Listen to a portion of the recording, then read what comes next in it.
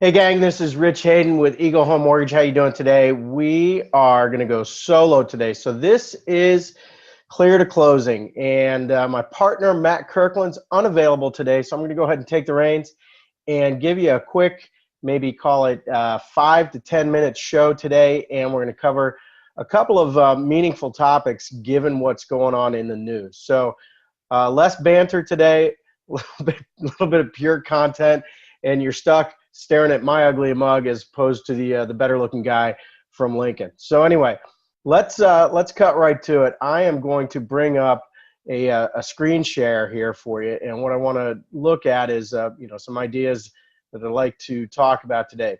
First off, now earlier this week, as if hurricanes were not enough, Hurricane Harvey and Hurricane Irma, and to our friends in the Houston area, in the entire state of Florida, our thoughts are with you. Certainly, in the comments section of this post will be some links to different ways for you to donate to Red Cross or to meaningful care organizations. Now, if you've got your own, obviously, work through those. If you need, a place to direct your dollars, we'll post something for you and get some money going to the Red Cross to help out the folks who are impacted by these just horrific storms.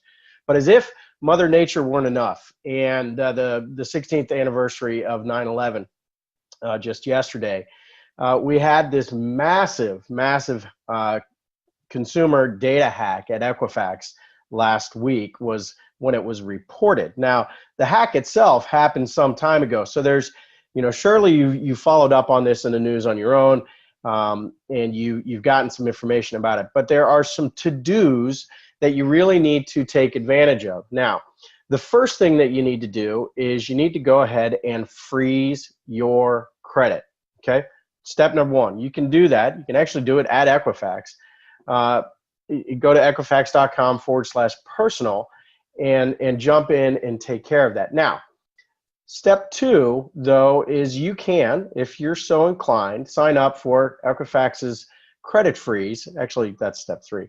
Their credit monitoring and identity theft protection for 1 year for free. No credit card information required, so on and so forth. Make sure that you read the fine print.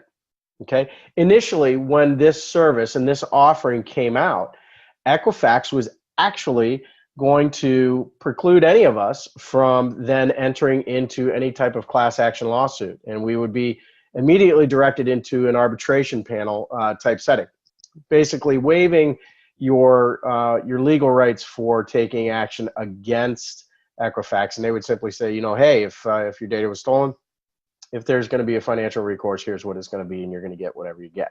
So that language has since been removed. It has been clarified. It's been a shitstorm, frankly, going their way.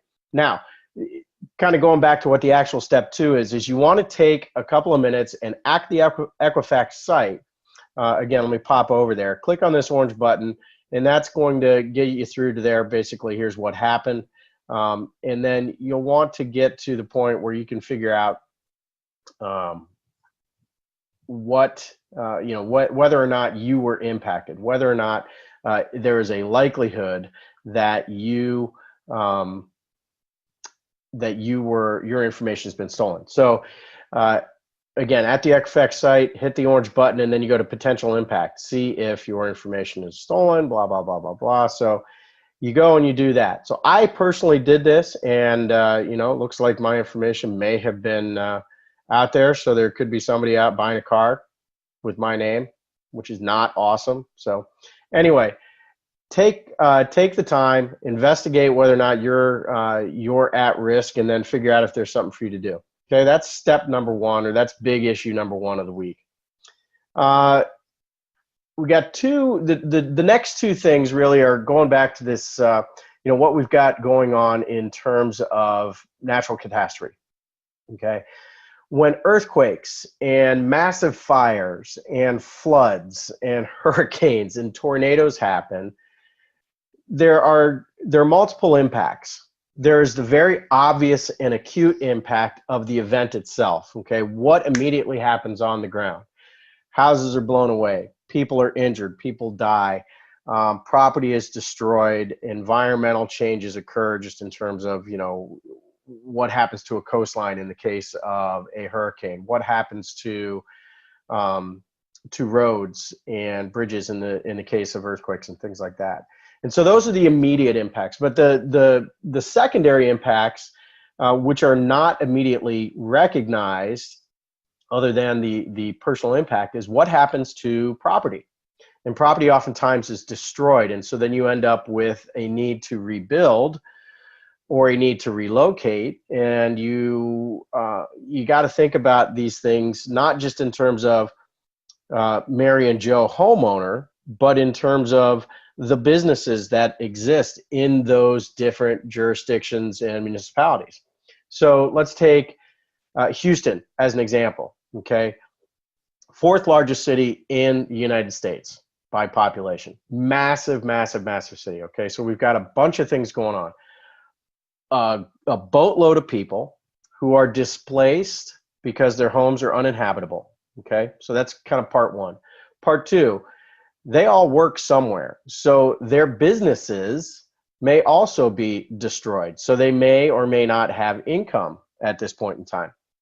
Part three of that is then you now have people who own homes with mortgages and bills and everything associated to that, who may or may not have a job now, who may not be able to live in that home, and as a result will not be able to make payments on that home. So you've got a double whammy effect from the storm of the actual property damage cost, number one, and then number two is the potential financial loss for mortgage holders, whether that's Fannie Mae, Freddie Mac, Ginnie Mae, FHA, Bank of America, Wells Fargo, take your pick, whoever it is holding that note could see a real loss because Mary and Joe homeowner may no longer have income to pay for that home. Or you've got a case where they're able to continue paying, but the insurer, Allstate, Nationwide, whoever it is going to get crushed on an insurance claim on this. So you're going to have a major, major impact financially, not just in the Houston area, but it's going to affect you and me and somebody living in Michigan, somebody living in Lincoln, Nebraska, wherever they are. They're going to feel the impact of that through potentially higher costs downstream in terms of insurance, in terms of credit, because banks are going to need to make up for losses on these things. So there may be a downstream impact, okay? So I've got two items here. You'll see understanding flood zones and then impacts possible extreme weather. So understanding flood insurance and flood zones. After Katrina, there was a pretty major stripping down of the National Flood Insurance Program and a lot of insurers leaving the market and reinsurers, okay? And so there are very few options available to folks living in floodplains and flood zones. So if you live on riverfront property, by example, and you're in a floodplain, you're relatively low lying, you have a requirement of flood insurance on your home. That is going to become exponentially more expensive than it was 6 months ago, okay? Simply by the nature of these storms, okay? Houston, Jacksonville, Miami, Tampa, St. Pete, Naples, take your pick of a coastal area. They're all in floodplains, and so flood insurance is required on many, many homes. Not all homes in those areas, but the majority of them, because they are at or below sea level or just barely above. So any kind of storm surge or flood is going to have an impact. So flood insurance is required on all those properties. Now, what happens is you've got your primary insurance on your property, blows my roof off. I got a claim for that. And then I've got flood coverage claim also because I've had a 100-year flood. Okay, so I've got two insurance claims that go out. So that means the way insurance works is a lot of people pulling money together to pay out claims as they come in for individuals here and there. So you want as many people in the pool as possible in order to make insurance less expensive for everybody else. Now, that being said, we've had most of the people paying into different buckets and pools now in a situation of having a big claim. So that's going to make the replenishment of the giant insurance bucket necessary, and therefore the cost for everybody else is going to go up. Hopefully that makes sense. The impacts, let me go here for a second. I'm going to switch my screen, and forgive my eyes as I'm looking down, but I want to show you something that is, hey, how's it going? Take a look at my phone. All right, I want to show you, this is what the mortgage bond market looks at. So that's a little bit of a yawner for you. If you're not excited about this graph, that's cool. I get it. All right, so what we have here is really a 3-month look back at the mortgage bond market. So this is interest rates, and it's actually inverse to what you would think. So the direction on this chart actually goes opposite to what the actual interest rates are. So when you see the line going up, that means interest rates are going down. When you see the line going down, you see interest rates going up. Okay, so over the past, really since the middle of, call it the end of June, we've had a nice recovery in the market. And by recovery, I mean we've just had, you know, an improvement in interest rates. Call it from 4 1/8, maybe 4 1/4 on a 30-year fix, down to 3 7/8, 3 3/4 in some circumstances. So not huge, but enough to make you smile. Okay, so you take a look here though, over on the far right, you go, you know, just after or at September 1st, look at this precipitous drop. Okay, and these lines, these yellow lines that are horizontal and red lines that are horizontal that you see, those are actually called support and resistance. The yellow ones are support, the red ones are resistance, and that's technical terms for saying, you know, you need a certain amount of momentum to break through one way or the other. And we have fallen through some support here on the bottom side as we have had these massive natural disasters. And then let's not forget the geopolitical world that's going on right now with the the Korean Peninsula, everything that's happening over there. And not to mention, you know, just general instability throughout the world from a terror and an economic perspective. So my sense, you know, again, what is this about? Why am I sharing this? If we are to go back to, you know, what I had put out is topics for the day, impacts, if possible, for extreme weather. You know, my sense is that we're going to see some pretty heavy drag on the economy overall. Okay.